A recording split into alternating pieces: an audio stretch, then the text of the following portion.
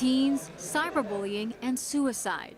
I've lost tons of friends, tons, and it's been hell. Family members confirmed the 16-year-old Taylor took her own life. His family said it was after those 2 weeks of bullying that Matthew took his life. They told me that Matthew had killed himself.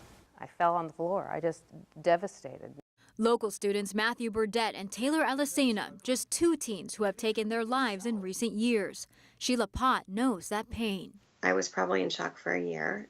I spoke to her via Skype. Sheila says her only daughter, Audrey, was assaulted at a party in Northern California, then cyberbullied online. And as she was getting, texts and messages from people that she didn't even know from other schools that had heard about the party or they'd heard a rumor. Hurtful and vulgar messages. They start to label you as, the slut and start to slut shame you. And Audrey's story told worldwide in the award-winning documentary Audrey and Daisy, now on Netflix.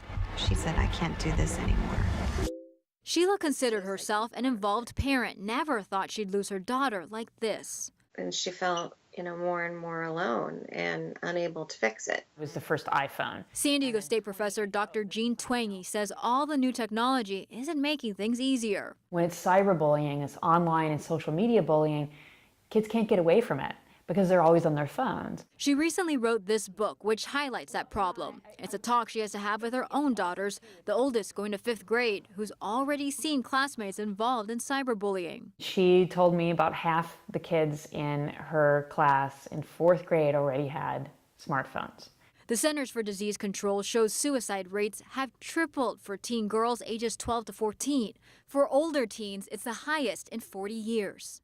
I just think that the trauma of it was just too much, for her to think that there was a future.